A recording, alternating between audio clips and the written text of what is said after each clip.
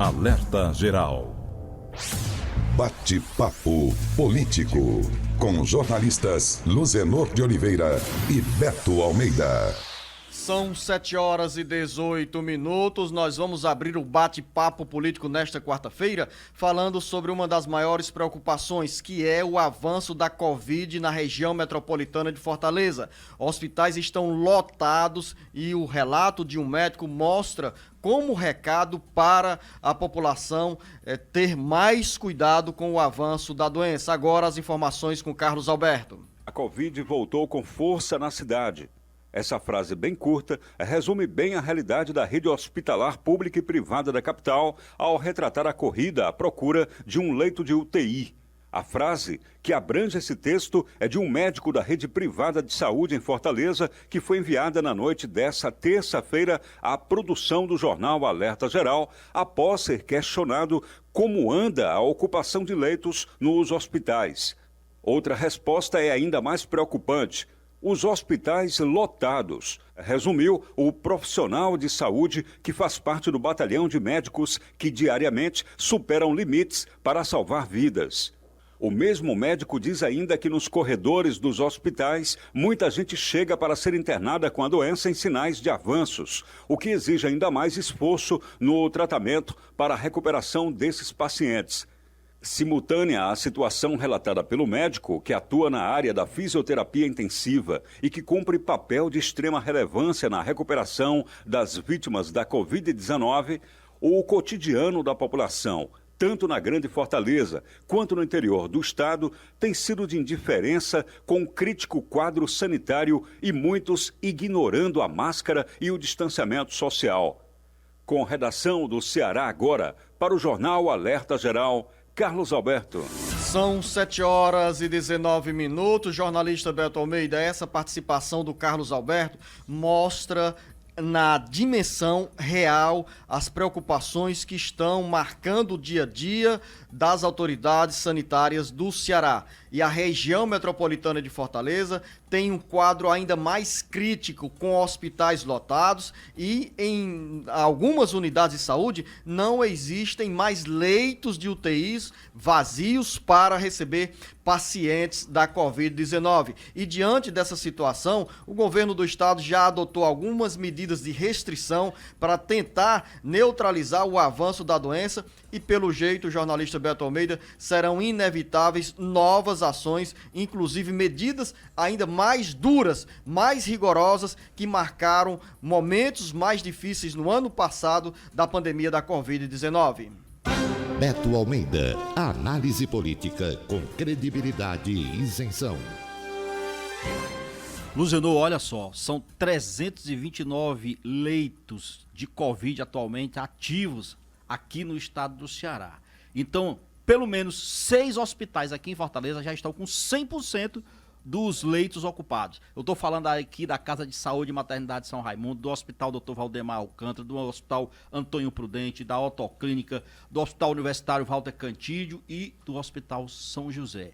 E os casos não param de aumentar. A preocupação, Luzenor, de fato é real entre os profissionais de saúde, principalmente porque os casos hoje não se restringem apenas àqueles da primeira onda da pandemia, de idosos, de pessoas com comorbidades, não. São de qualquer faixa etária, de qualquer idade, inclusive, Luzenor, colégios aqui da capital, por exemplo, já teve casos de professores que foram, por exemplo, detectados com Covid e que os colégios tiveram que suspender as aulas que mal iniciaram. Então, na realidade, o que se pode deduzir disso? Nós poderemos ter, infelizmente, a necessidade de medidas mais restritivas, mais duras, e não está descartado, infelizmente, um novo lockdown. São 7h22. A Associação dos Prefeitos tem uma nova diretoria e muitos desafios pela frente. Combate à pandemia, vacinação contra a Covid-19 e início do ano letivo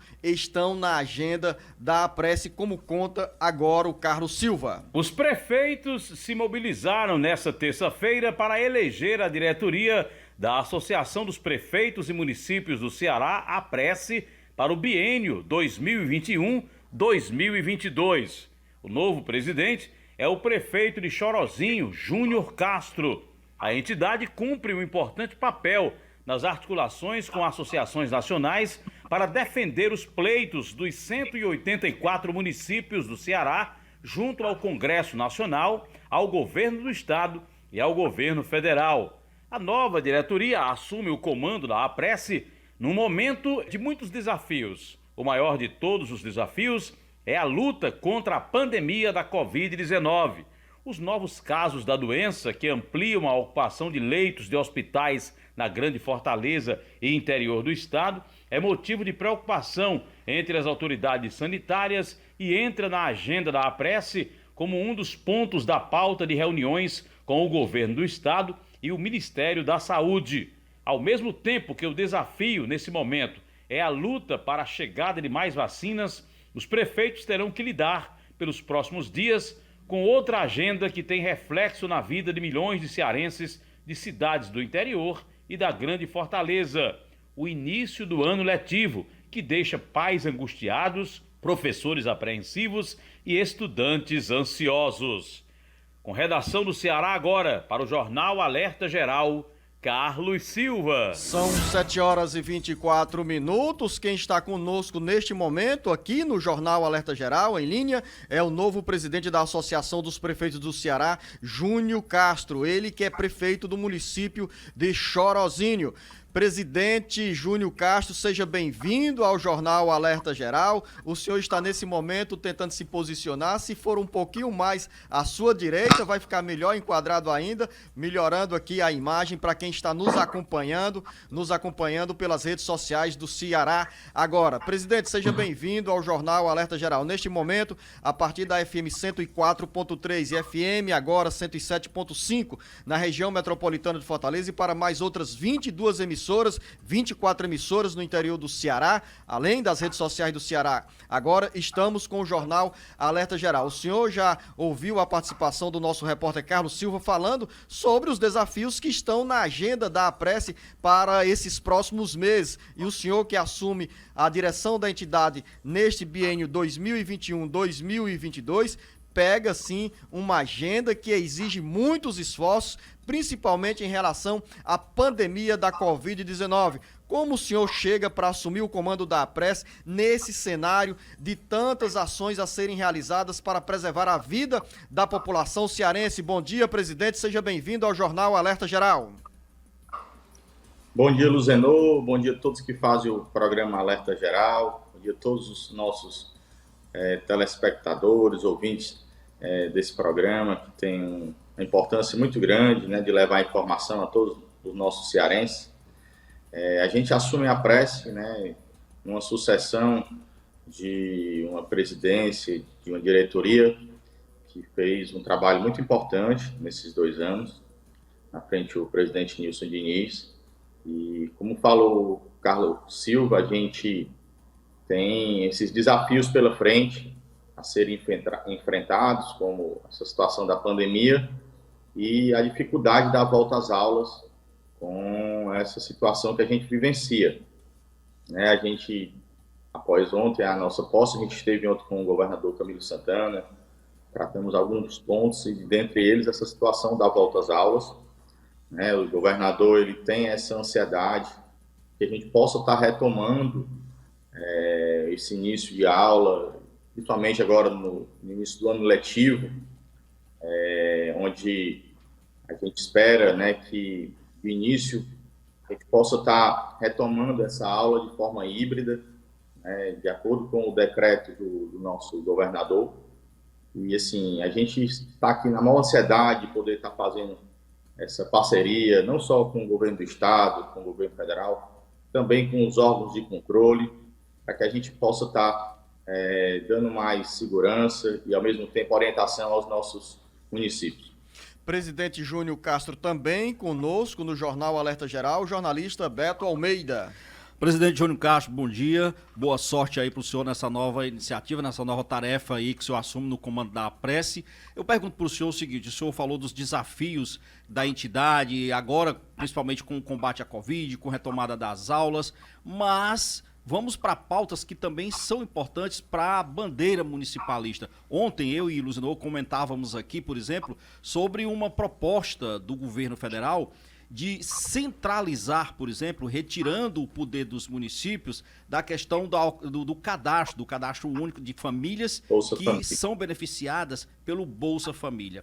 Esse esvaziamento, vamos dizer assim, da atuação e do papel do município, dos municípios como um todo, na organização do Bolsa Família, é algo que preocupa? Ou a entidade, por exemplo, a Prece, pretende encabeçar alguma luta junto à Confederação Nacional dos Municípios para fazer a defesa e a manutenção desse cadastro no âmbito das prefeituras, já que, por exemplo, a população, naturalmente, assistida pelo Bolsa Família e pelos demais programas sociais, estão bem mais próxima dos municípios? Com certeza, Beto, a gente tem um papel importante nesse trabalho voltado à situação do Bolsa Família. Nós é que somos responsáveis, né, pelo cadastro único, e a gente tem todo um trabalho voltado à identificação das pessoas que realmente têm a condição de se enquadrar dentro do perfil, onde são analisados, inclusive, por assistentes sociais. E o maior exemplo da necessidade de que isso permaneça foi agora a condição da inclusão de pessoas no auxílio emergencial, onde a gente teve a oportunidade de ver o tanto de pessoas que, né, foram beneficiadas sem se encontrarem no perfil. E a gente tem essa preocupação, já estamos em contato desde que saiu essa informação nas redes sociais e nos jornais, junto à CNM, né, para que a gente possa agir de modo que isso não aconteça, porque com certeza será um retrocesso às políticas sociais existentes no nosso país. São 7h29. Nós estamos conversando no Jornal Alerta Geral com o novo presidente da Associação dos Prefeitos do Ceará, Júnior Castro. Presidente, eu quero 1 minuto do senhor aí, porque nós vamos retomar essa entrevista já para continuar abordando um assunto que desperta a atenção e gera expectativa para os pais de alunos e estudantes das escolas municipais de todo o Ceará e também dos professores. Daqui a pouco a gente volta para retomar essa conversa. Alerta Geral. São 7h32. Nós estamos de volta no Jornal Alerta Geral, nesta conversa com o novo presidente da Associação dos Prefeitos do Ceará, Júnior Castro. Presidente, o senhor falou na abertura dessa entrevista sobre um encontro com o governador Camilo Santana e durante essa reunião, uma das principais preocupações em pauta foi justamente a retomada das aulas nas escolas municipais. O deputado Idilvan Alencar, do PDT, lidera uma frente parlamentar em defesa da vacinação como ordem de prioridade para os professores das redes pública, estadual e municipal.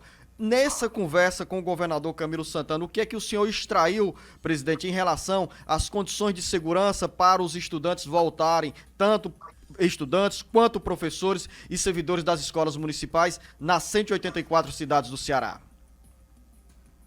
Bem, a gente tratou exatamente dessa situação com o governador, nessa preocupação da retomada da aula, para a gente não ter um prejuízo ainda maior na condição da qualificação dos nossos alunos. E o governador está otimista, né, no recebimento de novas vacinas. E assim, a gente tem essa preocupação porque o ano de 2020 foi um ano muito difícil e a gente vinha no crescimento da nossa educação, referência nacional, e por esse motivo a gente está nessa ansiedade dessa retomada da aula de forma presencial. E no que diz respeito à vacina para os nossos professores e estudantes, a gente está ainda na dependência do recebimento de novas vacinas para incluir, né, os nossos professores nesses grupos prioritários. A gente está agora chegando no segundo grupo ainda falta muita vacina a ser recebida, existe essa dificuldade, né, de aquisição desses insumos, mas assim, a gente tem essa obrigação de fazer essa retomada da aula, então a gente está priorizando, né, exatamente os grupos que têm menos riscos, e eu acho que A gente já conseguiu retomar, né, nas escolas particulares, onde a gente teve a oportunidade de ter alguns exemplos, e a gente vai agora ter esse início de ano, agora no começo de fevereiro, de forma híbrida, exatamente para a gente ir analisando, né, conforme a situação for acontecendo, a gente vai fazendo as adequações. Pois não, Beto. Quero só aproveitar aí o ensejo, Zenô, que ele fala da questão das aulas, do retorno. Então, assim, o senhor falou que é fevereiro. A gente imagina, então, que as aulas na rede pública municipal, nos 184 municípios e também aqui na capital, por exemplo, elas comecem na rede pública em fevereiro. Uma data específica o senhor ainda tem? Já discutiu isso com o governador Camilo Santana? E quando o senhor fala de uma forma híbrida, de forma muito clara, prefeito, é o quê? Começa o primeiro mês de fevereiro todinho virtual, aí depois vem a aula presencial, ou vai alternando, colocando um número X de aluno por dia. Eu queria entender como é que vai ser esse formato. O senhor já chegou a conversar isso com o governador? Não, a conversa foi muito superficial. A gente tem tratado isso com as CREGs, né? E as CREGs, elas estão fazendo essa orientação para que esse início ele seja feito de forma virtual, e no decorrer ela seja implementada de acordo com o decreto estadual, né, que prevê 30% de algumas turmas para serem de forma, até 30% para serem de forma presencial. Né? O início do ano letivo das escolas estaduais, elas se darão agora no começo de fevereiro, no dia 1º, e assim, a orientação da CRED é iniciar já nas escolas estaduais de forma híbrida, já com alunos tendo aula presencial. Claro que isso vai ser decidido de acordo com cada escola, né, com cada direção de escola, com os professores, com a comunidade escolar. Não é nada obrigatório e, assim, existe um percentual máximo de alunos que poderão estar na sala de aula, de acordo com o decreto que já prevê isso, desde o mês de outubro. São 7h36. Para encerrar esta conversa, presidente Júnior Castro, eu gostaria de abordá-lo em outro aspecto, que é sobre o auxílio emergencial. Nesse momento, nos bastidores políticos, há uma movimentação muito grande, uma mobilização com pressões para o governo reavaliar a volta do auxílio emergencial, que a suspensão desse benefício gera impacto direto nos municípios menores, porque os primeiros pedidos, quando não tem esse guarda-chuva de proteção do Poder Público Federal, chegam às câmaras municipais, chegam às prefeituras. Qual é a preocupação que o senhor, como novo dirigente da APRESE, vai levar para a CNN, vai levar para a bancada federal em relação ao auxílio emergencial? Luzenor, o auxílio emergencial ele exerceu um papel muito importante nessa pandemia. Né? Muitos trabalhadores, principalmente trabalhadores informais, tiveram perdas, tiveram dificuldades em garantir a manutenção das suas famílias. Esse auxílio foi muito importante porque gerou muito dinheiro, entrou muito dinheiro na nossa economia, fez com que a economia não ficasse parada. E essa paralisação, essa interrupção, essa suspensão do auxílio emergencial, né, ela nos traz uma preocupação muito grande, porque a nossa economia ela ainda não voltou à atividade anterior à pandemia.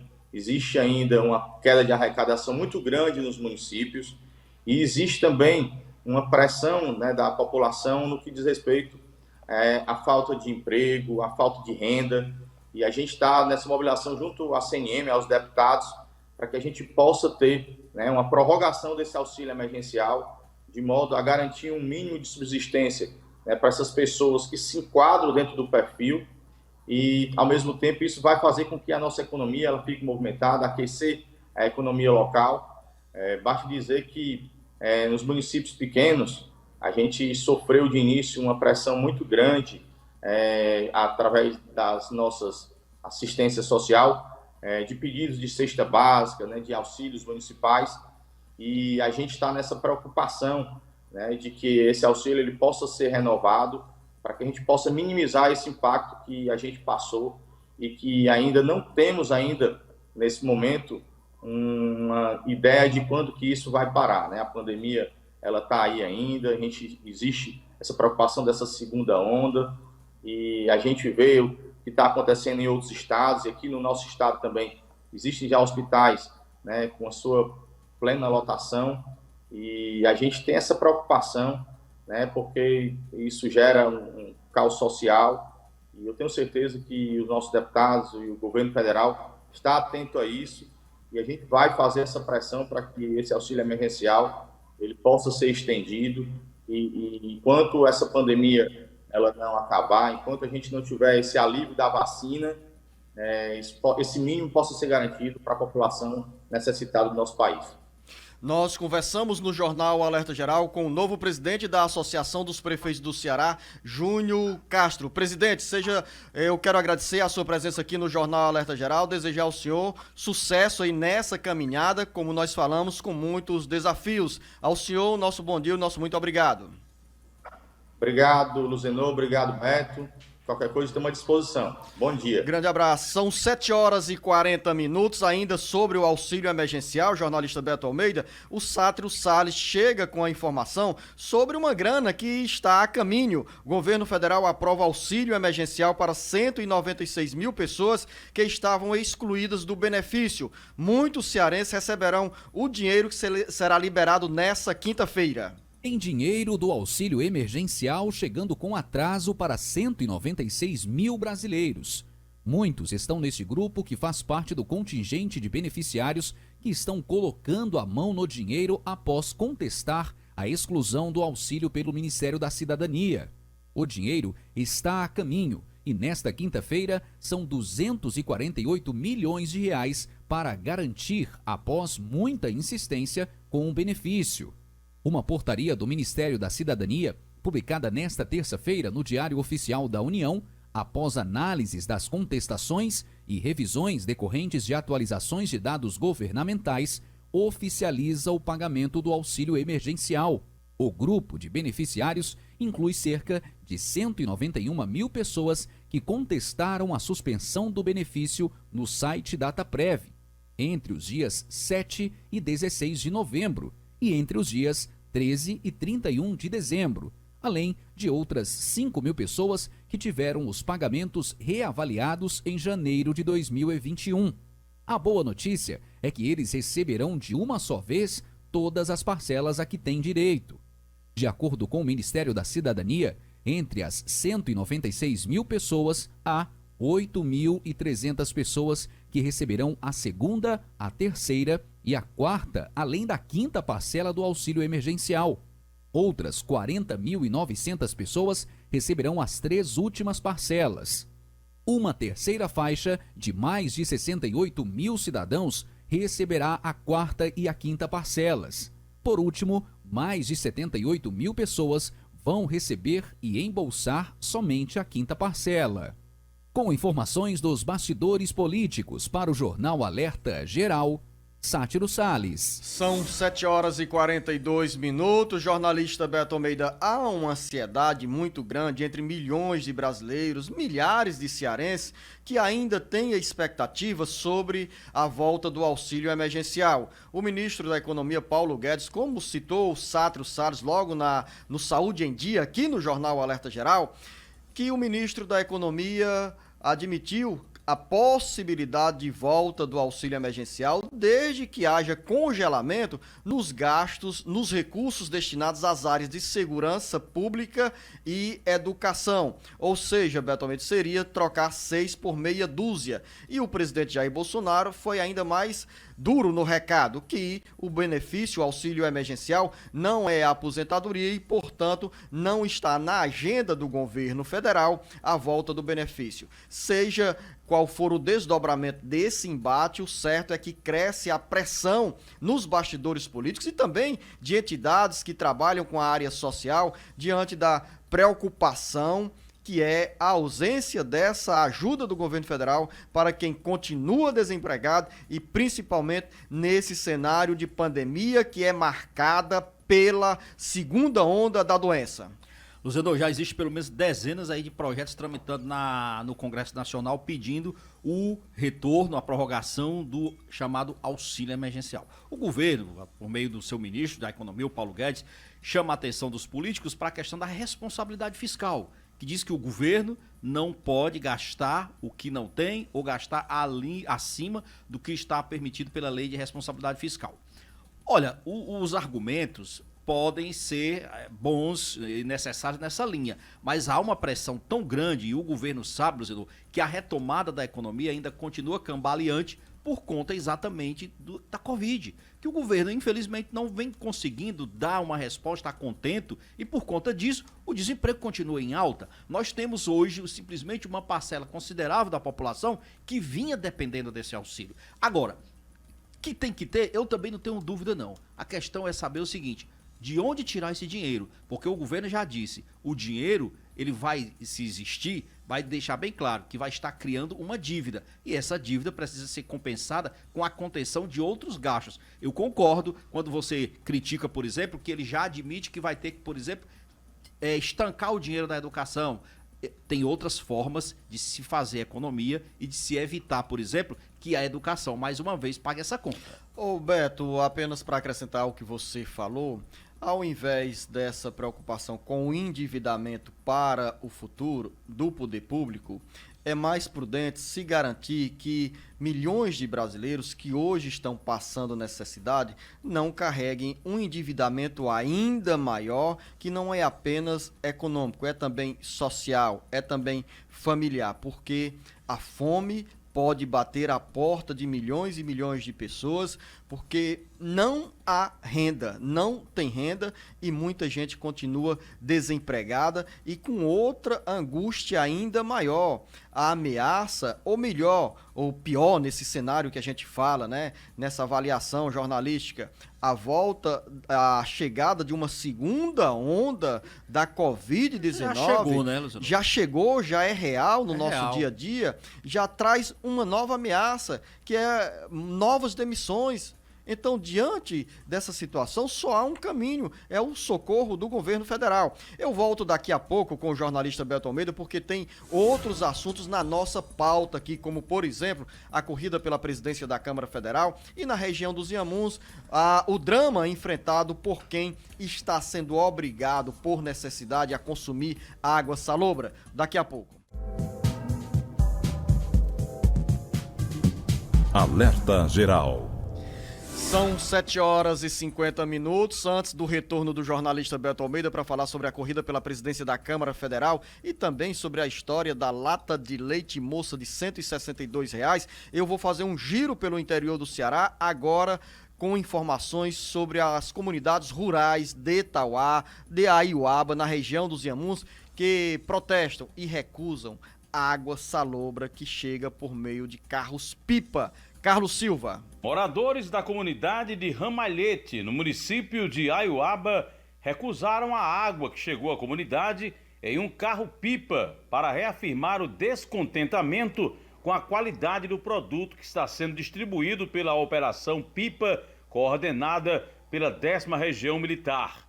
O motorista do caminhão despejou a água do carro-pipa em uma estrada carroçável, como mostra a imagem nas redes sociais do Ceará agora, porque, como dizem os moradores da localidade, ninguém aguenta beber mais água salgada. A revelação sobre a água salobra, distribuída em comunidades rurais de cidades da região dos Inhamuns, foi feita em reportagem do correspondente Alverne Lacerda, da rádio Trici FM, lá de Tauá, e veiculada pelo jornal Alerta Geral. A reportagem mostrou que os pipeiros passaram a transportar água de um poço do município de Aiuaba. Antes, a água com qualidade para o consumo humano era captada na cidade de Pio Nono, no vizinho estado do Piauí. As denúncias fizeram a 10ª Região Militar emitir uma nota para dizer que estava acompanhando o caso e, ao mesmo tempo, afirmou que a água tinha laudo técnico favorável à ingestão pelos moradores. A imagem com a água sendo despejada na estrada contraria, porém, o que diz a nota da 10ª Região Militar.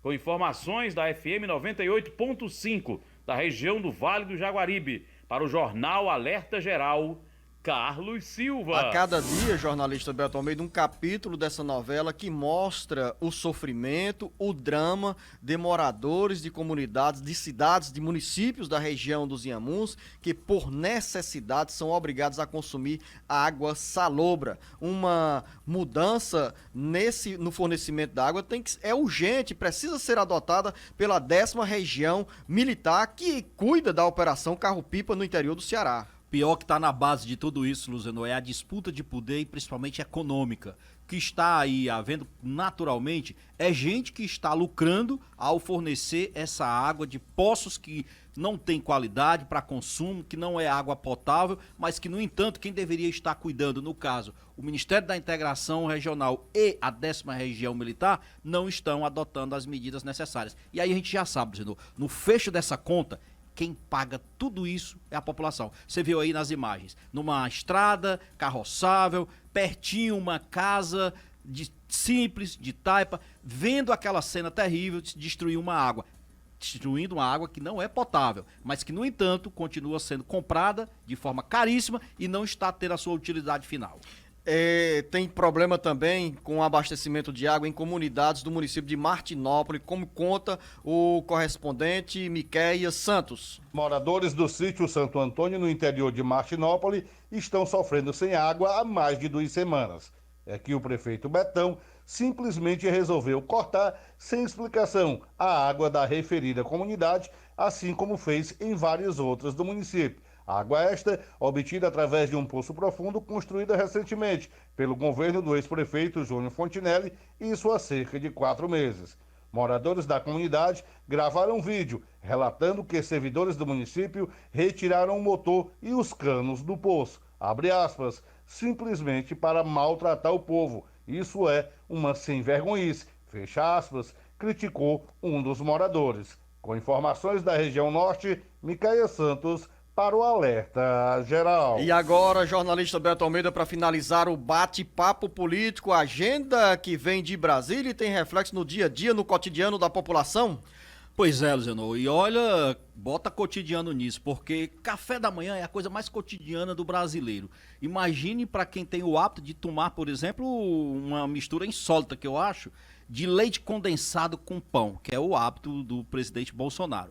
Tudo isso, Luziano, o brasileiro já sabia. O que não sabia é que o governo gastou mais de 15 milhões de reais somente no ano de 2020 comprando leite condensado. Acredite, mais de 15 milhões de reais saindo uma lata de leite condensado a R$ 162.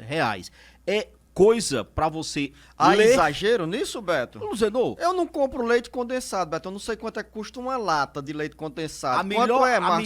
A lata de leite moça, que é a melhor, eu vou citar aqui a marca, porque é a mais tradicional. Existem várias marcas de leite condensado. Você compra, Luziano, por R$ 8 uma lata de leite condensado da marca moça. Camila, eu estou aqui na tela enquanto o Beto está falando. Agora sim, porque ele estava mostrando a lata de leite condensado, né? E a Camila tentando mostrar a imagem completa aqui do jornalista Beto Almeida para explicar as consequências de quem consome tanto leite condensado. Mas olha, Luziano, para além dessa coisa insólita, que eu diria absurda, o que se observa na realidade é o seguinte, é o olhar que recai sobre os gastos presidenciais. Isso é que deve levar em conta. Não é só pelo fato do consumo do leite condensado. Isso chama atenção porque, na realidade, o governo fala em transparência. O governo Bolsonaro foi eleito em cima de uma bandeira de moralidade. E essa bandeira de moralidade se cobra em todos os aspectos deste governo. Então, olha só, Luziano, nós estamos falando de mais de 1 bilhão e 800 milhões de reais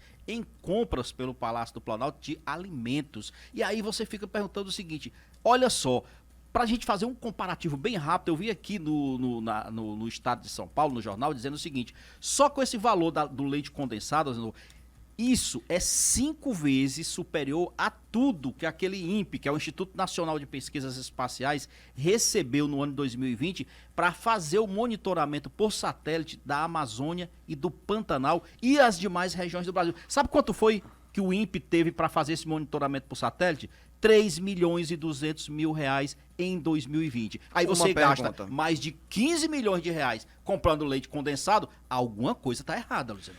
São 7 horas e 57 minutos. Jornalista Beto Almeida, final da nossa conversa hoje aqui no Bate-Papo no Jornal Alerta Geral. Vamos ter um café da manhã. O Beto Almeida vai pagar o café da manhã. Sem leite condensado. Sem leite condensado, porque eu não tenho crédito para comer leite condensado. A você, Beto Almeida, aos nossos ouvintes internautas, um bom dia, um bom trabalho, grande abraço. Bom dia, até amanhã.